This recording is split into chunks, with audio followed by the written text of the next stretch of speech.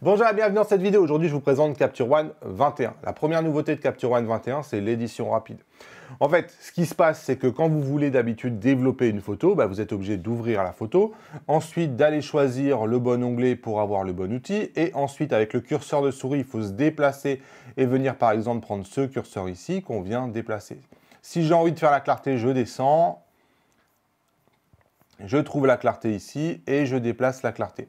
Bref, c'est quand même pas très rapide et en fait l'idée de Capture One c'est d'attribuer une touche à chacun des curseurs de cet onglet-là, de cet onglet exposition. Donc on va retrouver ça dans modifier les raccourcis clavier. Avant on avait tous les raccourcis clavier de base, maintenant ça a été complété par un nouvel onglet touche d'édition rapide. Et en fait dans cet onglet-là, on s'aperçoit que les différents curseurs de l'onglet exposition ont une touche attribuée. Par exemple, l'exposition est attribuée à la touche Q, tandis que la clarté est attribuée à la touche Z. Donc ici, si je veux retoucher rapidement cette photo-là, je laisse appuyer sur la touche Q sur le clavier. Une fois que j'ai fait ça, si vous regardez bien, j'ai ce petit curseur qui est apparu ici, donc qui me dit qu'il a bien détecté que j'avais appuyé sur la touche Q, qui est attribuée dans les raccourcis clavier de l'édition rapide à l'exposition. Et maintenant, si je veux bouger ce curseur-là, j'ai trois moyens. La molette de la souris, un clic de la souris glissé vers la gauche ou clic glissé vers la droite, ou avec le clavier, avec le pavé numérique, flèche vers la gauche ou flèche vers la droite, c'est évidemment ce que je vais utiliser. Et vous voyez, rapidement ici, je peux venir faire changer l'exposition. Donc c'est une manière rapide quelque part d'éditer la photo. Et quand ici j'ai envie de faire maintenant un peu de clarté, j'appuie sur Z, je maintiens appuyé sur Z et je rajoute de la clarté. Et je n'ai pas besoin finalement d'utiliser la souris à aucun moment et donc ça va aller très vite. D'autant plus que par exemple, si je veux faire ça sur ces trois photos, par exemple, je peux appuyer sur Q et ça va marcher sur les trois photos en même temps. Donc, c'est compatible avec le édition multiple. Et évidemment, la sensibilité, c'est-à-dire combien de temps vous laissez appuyer et de combien bouge le curseur, est réglable dans les préférences. Dans l'onglet Général, vous avez maintenant une préférence pour les éditions rapides que vous pouvez activer ou désactiver et dont vous pouvez régler la sensibilité pour que ça varie plus ou moins vite. Donc, c'est la première grosse nouveauté de Capture One 21. La seconde nouveauté, c'est l'apparition du curseur correction du voile qui était bien connu des utilisateurs de Lightroom et qui était considéré comme étant un défaut de Capture One. Ça y est, on a enfin ce curseur-là. Comme son nom l'indique, le but de ce curseur-là est de venir contrer un voile atmosphérique. Par exemple, ici, on avait énormément comme de la poussière ou bref, beaucoup de particules en suspension qui faisaient qu'on a tué quelque part un peu le contraste de cette photo-là. Et bien maintenant, avec le nouveau curseur de correction du voile que vous voyez ici, si vous n'avez pas l'outil dans l'interface, vous allez dans Fenêtre, créer un outil flottant et vous allez trouver maintenant la correction du voile ici. Voilà, donc moi ici, il est déjà, il y est dans le workspace par défaut. Et donc ici, je peux ajouter de la correction du voile ou au contraire, recréer du voile. Donc si je le pousse vers la gauche, j'ajoute du voile. Si je le pousse vers la droite, le voile s'ajoute. Un des problèmes de la correction du voile, vous voyez ici, le voile a disparu. C'est que parfois les couleurs sont un peu bizarres avec la correction du voile. Généralement dans Lightroom, dans l'information, je vous dis, vous comblez ça avec de la vibrance, bref, il faut bidouiller.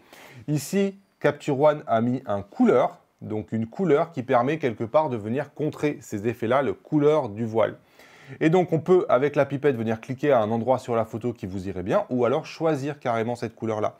Ici, par exemple, si je viens choisir, vous voyez, la couleur que j'avais ici sur mon toit, automatiquement, vous avez vu, le voile a été retiré, mais les couleurs sont maintenant nettes. En fait, il vous est conseillé avec cette pipette-là de cliquer à un endroit où vous estimez que vous avez du voile. Vous voyez, avant, après.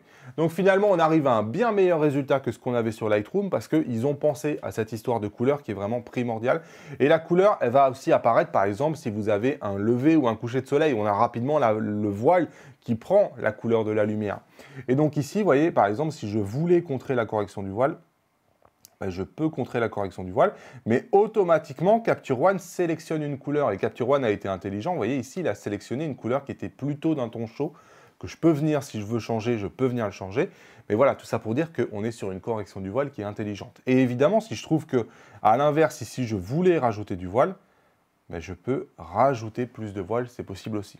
Et si je ne suis pas content de ce qu'a fait automatiquement Capture One, je viens dans les 3 petits points et je lui dis de recalculer la couleur du voile. Un mot pour vous dire que j'ai lancé ma formation Capture One, une formation de 15 heures, vous êtes déjà plus de 500, les retours sont hyper positifs. Je vous mets un lien dans la description si vous voulez participer aux prochaines sessions de la formation. Laissez-moi votre email et dès qu'une session ouvre, je vous mail. La troisième nouveauté, c'est une évolution de la fenêtre d'importation des photos. Donc maintenant, on a la possibilité ici de venir choisir plusieurs dossiers. Donc par exemple ici, si je veux sélectionner 2 dossiers, vous voyez, je le peux. C'est quelque chose qui n'était pas possible avant. Je clique sur Entrée. Et automatiquement, vous voyez, j'ai une sélection multiple avec différents dossiers qui ont été pris dans ma sélection. Et je vois les photos de cette sélection-là. L'autre nouveauté, c'est qu'on a maintenant un peu la reprise des drapeaux qu'on avait dans Lightroom, qu'on n'avait pas dans Capture One. Le problème, c'est que je trouve qu'ils ne sont pas vraiment au bon endroit. Ce drapeau-là, j'en aurais plutôt besoin dans le navigateur et pas tellement dans la fenêtre d'import, puisque dans la fenêtre d'import, je ne peux pas zoomer à fond dans la photo. Donc pour moi, ce n'est pas extrêmement pratique. Malgré tout, on a cette petite croix ici qui est affichée. Si j'appuie sur X, comme dans Lightroom, je l'enlève. Si j'appuie sur P, comme pic, je la mets. Si j'appuie sur Espace, je change d'état. Je prends, je ne prends pas. Donc ça peut nous permettre comme ça de faire un tri, vous voyez, rapidement de passer d'une fenêtre à une autre. Le problème, c'est que ce n'est pas évident, je trouve, de faire le tri avec cette fenêtre-là parce qu'on ne peut pas zoomer assez dans la photo. Voilà, personnellement, pour moi, il n'y a pas grand-chose qui va changer au niveau de l'importation. La quatrième nouveauté, c'est un nouveau profil qui sort. Jusqu'à maintenant, on utilisait beaucoup le profil générique, qui est un bon profil, mais je vous avais montré, par exemple, au moment du test du Canon R5 et du Canon R6, que sur les RAW Canon, ça donnait des choses qui étaient un peu trop saturées, c'était des choses qui n'étaient pas très réalistes, et il crée maintenant un nouveau profil qui s'appelle le profil Pro Standard. Donc vous allez le retrouver ici dans la caractéristique de base. On a maintenant générique et on a maintenant juste à côté du Pro Standard. Une des caractéristiques du Pro Standard, c'est que déjà, il est beaucoup plus standardisé entre les différentes marques d'appareils. Donc en fait, finalement, que vous l'appliquez sur un Sony, sur un Canon ou sur un Nikon, vous devez avoir un même profil, une même rendu de couleurs et il est censé vous obtenir des couleurs qui sont plus naturelles, avec des meilleurs dégradés de couleurs entre les ombres et les hautes lumières. Et c'est exactement ce que j'ai trouvé ici. La photo du haut est en générique, la photo du bas est en Pro Standard, on le voit là. Et c'est vrai que quand vous regardez cette photo-là que j'avais critiquée à l'époque, on voit que c'est plus saturé ici en haut que ça ne l'est en bas. En fait, le rendu est tout simplement plus naturel. Et c'est la même chose dans l'eau, je trouve qu'on a un rendu plus naturel. Vous voyez ici, on avait des dérives de rosé, etc. Et on voit une vraie différence ici sur ce profil Pro Standard. Donc moi, sur mes RAW, par exemple, Canon R5 ou Canon R6, j'ai trouvé que ce profil Pro Standard marchait extrêmement bien et répond exactement à la définition que propose Capture One de donner des couleurs qui sont plus naturelles et des dégradés plus sympas entre les hautes lumières et les ombres. A noter que ce Pro Standard pour l'instant n'est pas disponible pour tous les appareils photo. Je vous mets la liste des appareils photo pour lesquels c'est disponible ici à l'écran. Voilà pour les grosses nouveautés de Capture One 21. On va maintenant passer en revue les petites nouveautés. On a le support de la capture connectée pour certains appareils Leica. On a enfin le support du format HEIF qui sont les JPEG finalement haute qualité que délivrent par exemple les iPhones. Malheureusement pour l'instant, c'est limité à du 8 bits. Si vous avez un appareil qui est capable de faire du 10 bits, malheureusement, c'est toujours pas supporté. On a quelque chose qui ressemble énormément à ce que fait Photoshop. C'est rigolo, comme Capture One nourrit Adobe et Adobe nourrit Photoshop.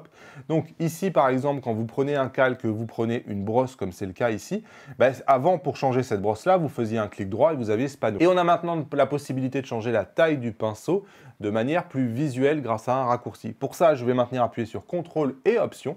Je vais cliquer avec la souris et maintenant, à partir de maintenant, si je glisse vers la gauche ou vers la droite, vous voyez, de manière visuelle, je fais varier la taille de mon pinceau.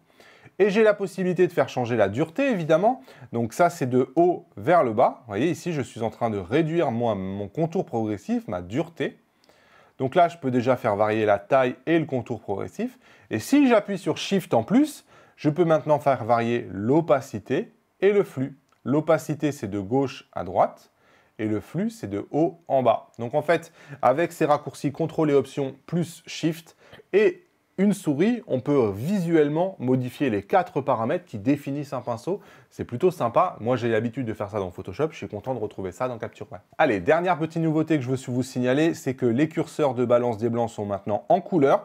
C'est-à-dire qu'on visualise mieux, par exemple, que ici on va vers les bleus et ici on va vers les jaunes et qu'ici on va vers les bleus, vers les verts et qu'ici on va vers les magentas.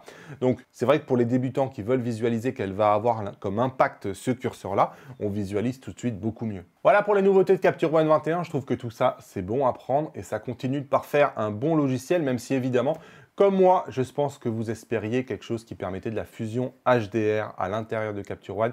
Pour moi, c'est aujourd'hui ce qui me manque le plus, hein, les panoramas et la fusion HDR pour un photographe de paysage. Ne pas les avoir dans Capture One, c'est quelque chose qui est gênant. Je vous ai préparé une vidéo sur comment faire une fusion HDR avec des outils complémentaires via Capture One. Je ne sais pas si elle est sortie ou pas. En tout cas, sachez que ça arrive et si elle est sortie, je vous mets le lien ici. Dites-moi en commentaire qu'est-ce que vous pensez de Capture One 21, convaincu ou déçu. Et moi, je vous dis à bientôt dans une nouvelle vidéo. Salut!